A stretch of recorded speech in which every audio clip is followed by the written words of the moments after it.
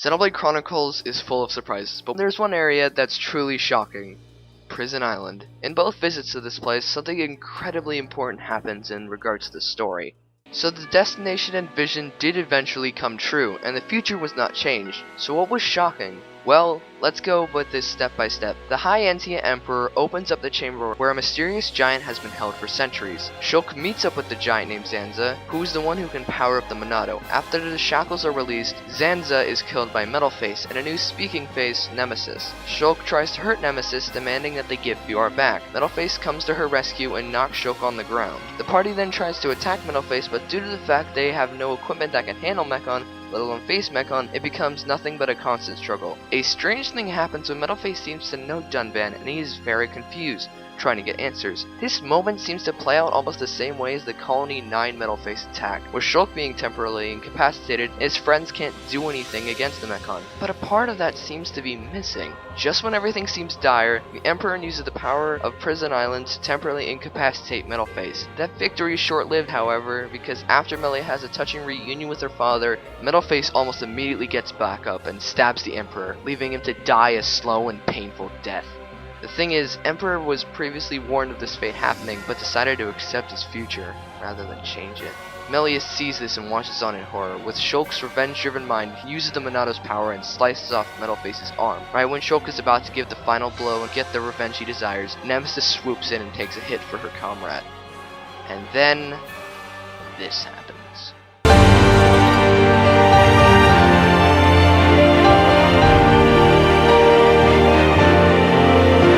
This moment was the most shocking of them all to me. I couldn't believe that Fiora was actually alive piloting Face Mekon. To add more emotion, Fiora didn't recognize Shulk, Ryan, or even her older brother Dunban. With that, Shulk tries to give chase, but to no success. There's much more meaning to give chase to Mekanos to get Fiora back. This, to me, is when the story got back up on its feet and delivered with more than full force. The Mekon are the target once again, with nothing else really to distract us. This moment was the biggest mouth opener in the entire game for me. So good on you, Prison Island. Your second visit to Prison Island, on the other hand, is completely different. After finally getting out of the torture that is Bayonna's interior, you enter via a transporter into Bayonna's heart. As you approach, the gates open up and the music starts. The island has sunk into the Bayonna's head, and at the top you have Zanza and Dixon waiting for you. This is your final obstacle. This is truly worth being called the final level. You have some of the strongest enemies waiting here that can drop some of the best weaponry and ether crystals in the entire game. Now that you can properly explore the area, you can truly see how interesting this place was designed. This might be called Prison Island, but it looks more like some kind of castle, with a banquet hall and even a throne room. Everything is giant sized, which makes sense since Zanza had the body of a giant, and you could actually see this place in a flashback Egil had during the part where Zanza got freed from Shulk's body. While going through the area, Dixon taunts you at times, letting you fight monsters in arenas. And at the 5th floor you fight what's probably the most challenging monster up until now, the Dragon King Alcar. This guy is no pushover, he has a mean spine that can easily get you killed if you aren't paying attention. After beating him, your path to the final battle opens. There's no way back now. Well, unless you choose no, but you get my point. Confronting Dixon results in a bittersweet fight. It's a nice challenge and engage the enemy even plays, but after beating him, he got fatally wounded. But the party has to leave him behind. Shulk even cries as he goes to the last transporter, leaving the man who raised him behind, on his way to end his adventure. Call me biased all you want, but Prison Island is one of my personal favorite final levels. An area with great atmosphere that builds up tension for the final boss fight. And it helps even more that you have been to this area before and experienced some pretty important things then as well. It's kind of one of the most important areas in the game when you think about it.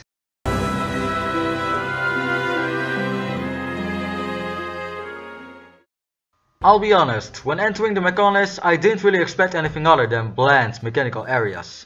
The Galahad Fortress was pretty cool, this ether, and Mekanos Field had some pretty catchy music, but I can't say I really enjoyed any area in Mekanos enough to put it on the list.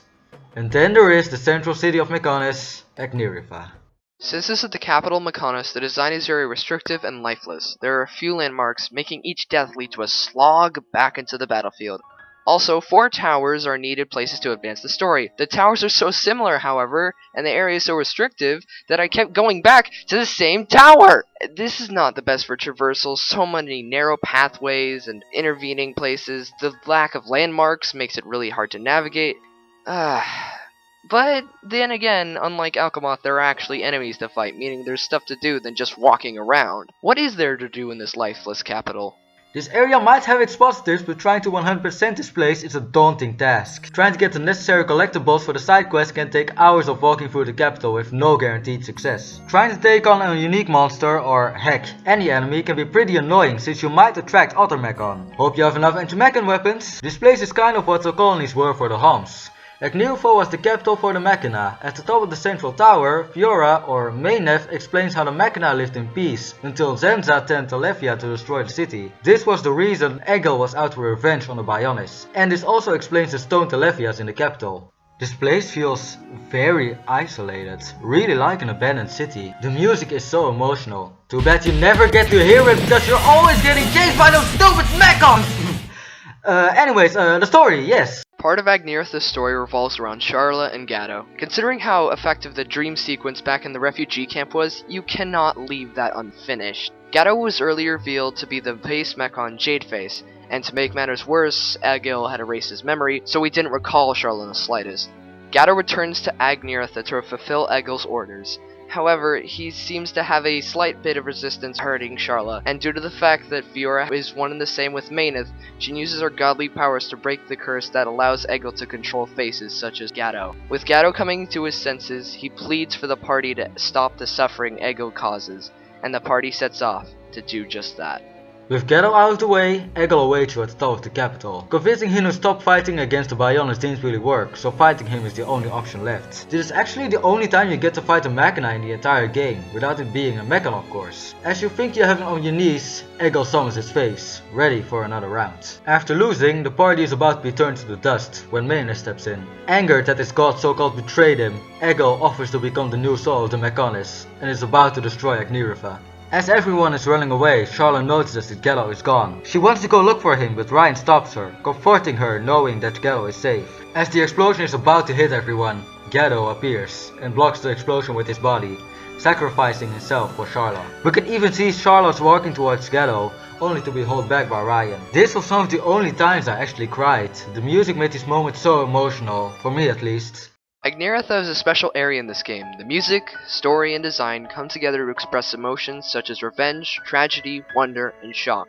While there is an abundance of enemies and somewhat irritating side quests, I can't help but feel a strange sense of peace and wonder when exploring. That is the mark of a great area.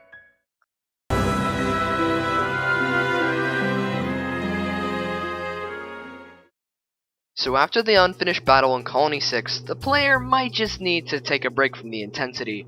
We need a place with beauty, peace, and wonder. Don't worry, the next area does this in an almost perfect fashion. Satora Marsh may be one of the most beautiful sights to see in the game. More specifically, at nighttime, the world becomes illuminated with glowing trees and mist from the lake itself. It's glorious, plain and simple. The design of the area usually will always have two different paths for the player to take. The entire area is fun to explore due to the different paths and enemies to fight and sights to see. But that's not the only presentation strength this area holds. The music in the other areas do change with day and night, but just like the environment in Subtle Marsh drastically changes, the music changes a lot too. The day music is pretty upbeat and happy, like you're in for a little stroll in some weird morass, while the night music is more serene and calm. It almost sounds like a lullaby.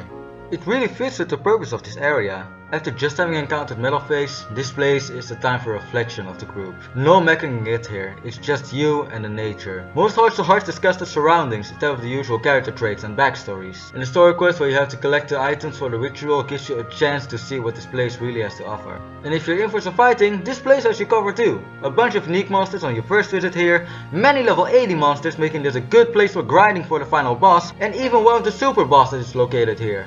I won't spoil what it is, but let's just say it isn't quite what you would expect. While the area is wonderful to explore, its story is not that great. All we see is Shulk thinking about Fiora's death and remembering his vision, and Dixon talking about Shulk and the Monauto being some part of higher plan. The previously mentioned story quest is a nice insight to the culture of a race that will be met later in the game. There might not be a lot happening in Subtle Marsh, but for me, there doesn't need to be. From the first time I was in there, I knew it was going to be one of my favorite areas in the game.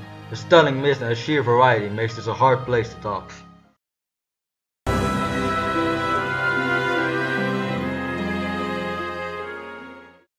Well, this is awkward. For making this list, we basically made one list per person and started adding up our places, with less points meaning a higher spot on the list. We actually ended up with a tie for both our favorite areas being number 1. In the end, I decided to give the slight edge to G-Man's number 1. But that doesn't mean I don't think my choice is any less cool. Man, I don't know how to start this. Number 2 is Selleck Mountain.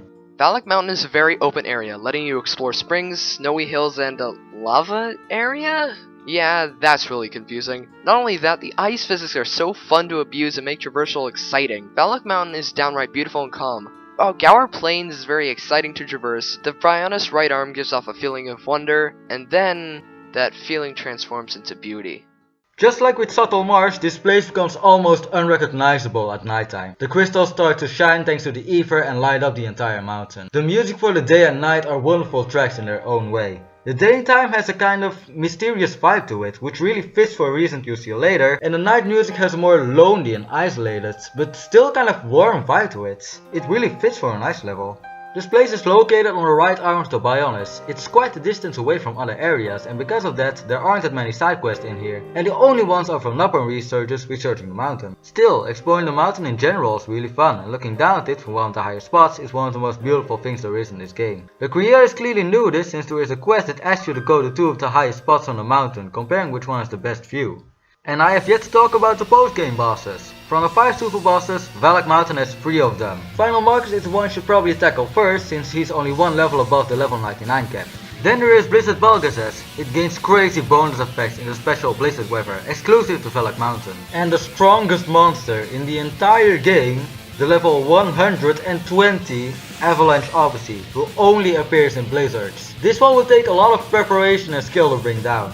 Selleck Mountain clearly has a lot to offer in the post game, but this place is also really active in the main game. Part of Selleck Mountain involves revisiting the sealed tower, where Shulk was found as the only survivor, with the Monado as well, indicating some sort of connection, adding mystery to why Shulk was the only survivor. Well, that means more than it may seem. In Mekanos core, it is revealed that Zanza and the Monado are one and the same, and Zanza needs to inhabit a vessel to live on, which is the only reason Shulk was alive.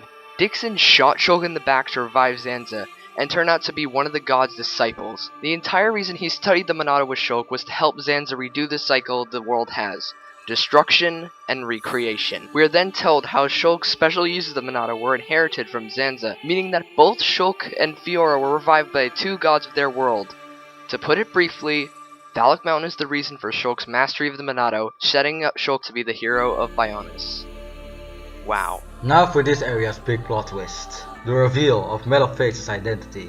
After encountering Face Nemesis again, she tries to talk with Shulk. As she is about to discuss important matters with him, Metal Face shows up, and it's clear that he's wanting to do anything to defeat you, even if that means harming an ally that trusts him. As he manages to let Shulk hand over the Monado, he reveals that he was Mumkar all along. It was so satisfying figuring this out. I've heard that some people thought Metalface was Mumkar from the first moment he talked, but I only knew at the hint of Prison Island. I love Mumkar as a villain. He's a complete douchebag and a heartless murderer. He might not have that many positives, but that's what makes him a great antagonist in my opinion. After he threatens to take Fiora's life, he thinks he has everything under control, until Melia steps in and starts the fight. The boss battle itself is nothing too special, but it is cool to fight Mumkar in his half-home form. But the scene right after is pure epicness. Dumban and Mumkar are having a hardcore anime fight. It is interrupted however by the leader of the Mekanos, Egil, and he makes an amazing first impression. He shows that he fights to free the Mekanos from the Brionis, which is weird because you've been doing the opposite for the entire game.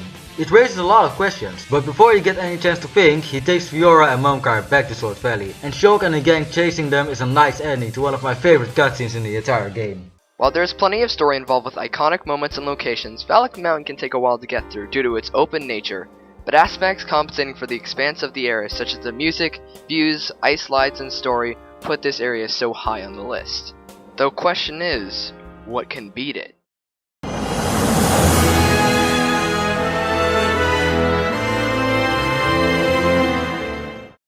As I mentioned in the beginning, the entire premise of Xenoblade Chronicles is the war of 2 great titans, Brionis and Mekanos. While no one really won the battle, our number 1 pick for the best area in the game is the greatest loss of Mekanos.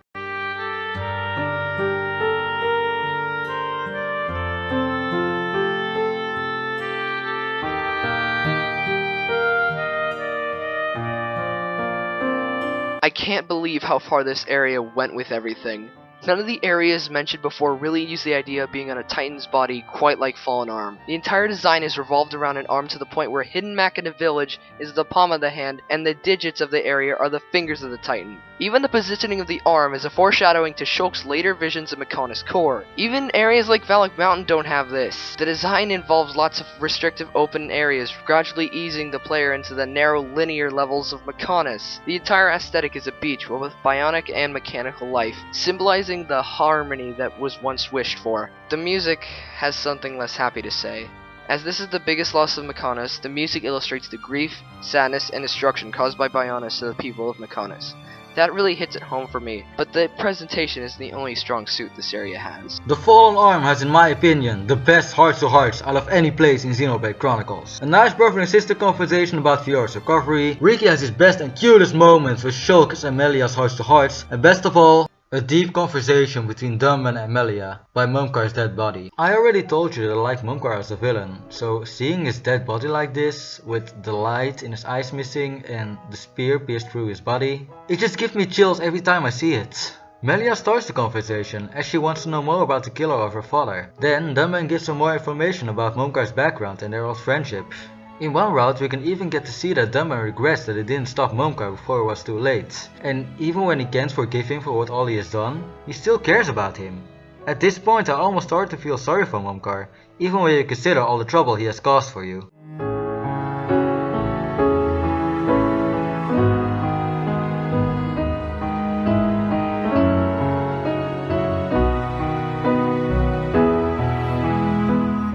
On a more positive note, this area also has a super boss, and it's actually the strongest Mekon ever built.